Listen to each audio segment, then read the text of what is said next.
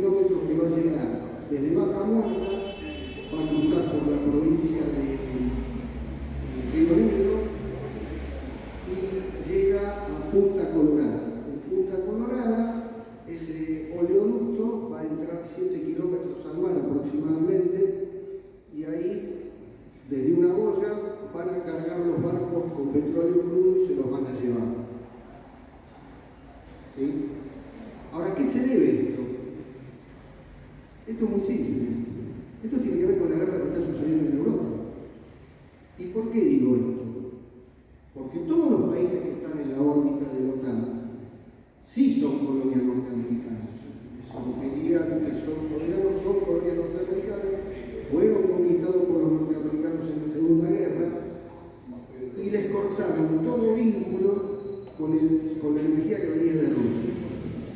Entonces, los barcos metaneros que comprábamos nosotros,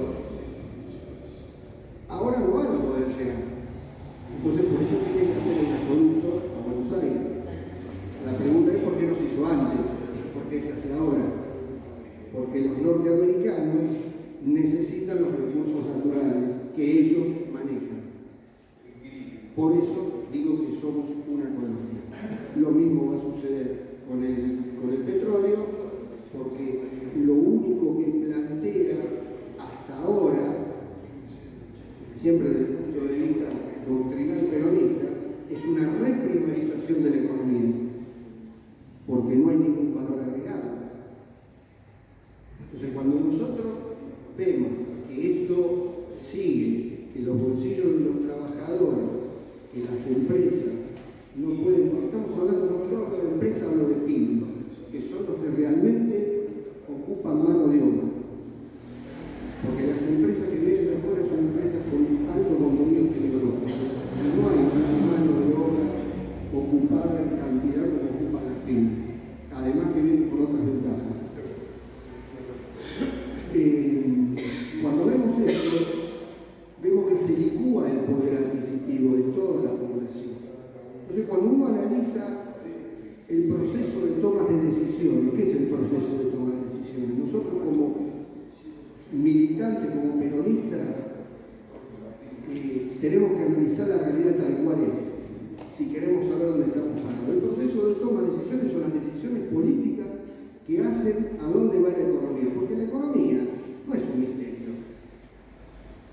La economía no es que un ministro tome una medida y no sé lo que va a pasar. No sé lo que va a pasar, no sabe lo que va a pasar. Esto es como la economía doméstica. Cualquier mujer o cualquier ama de casa sabe cómo manejar la economía de un hogar. Bueno, esto es lo mismo, pero a otro nivel. Entonces, cuando vemos el proceso de toma de decisiones, que dejamos que el gobierno, vemos que sigue la inflación aumentando, a su vez, ese trabajador empieza a mermar en su poder adquisitivo y por el otro lado generan, y vos ayer inclusive me lo estabas comentando, un sistema nuevo de control de importaciones, donde vos hablás con los empresarios y dicen que a veces no pueden producir porque no les dejan ingresar los insumos necesarios. Entonces, muchachos, a lo que vamos acá es a una recesión controlada,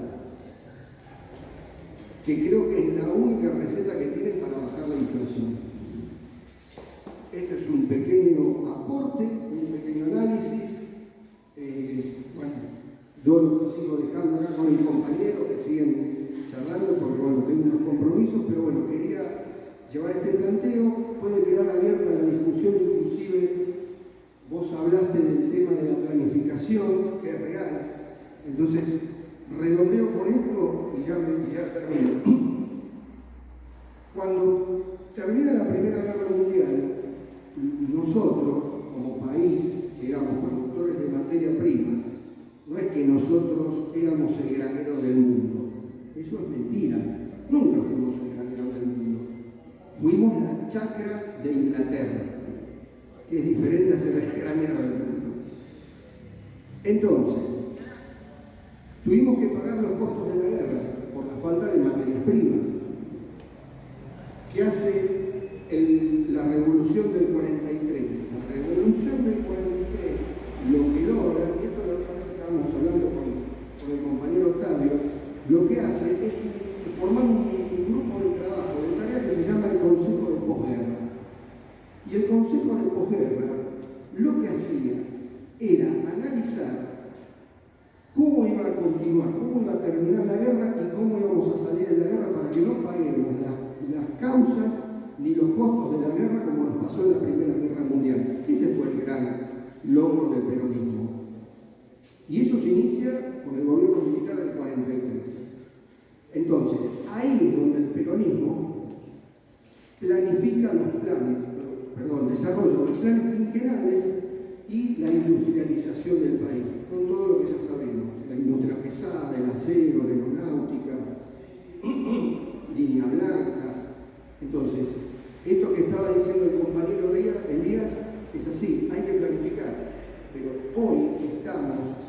salvando la distancia, en un contexto de guerra europea muy similar, porque es una guerra híbrida y es una guerra donde están faltando materias primas en todos lados, inclusive componentes. Sabemos que a veces no se entregan vehículos en todo el mundo porque no hay chips, porque es una guerra híbrida justamente. Entonces, esta planificación hoy no la tenemos, que es lo que creo que deberíamos empezar a analizar y a pensar, y de esa manera poder llevarle a la población una idea clara y una idea superadora. Porque los militantes en este espacio lo que tenemos que hacer es aclarar las ideas, esclarecer a los militantes.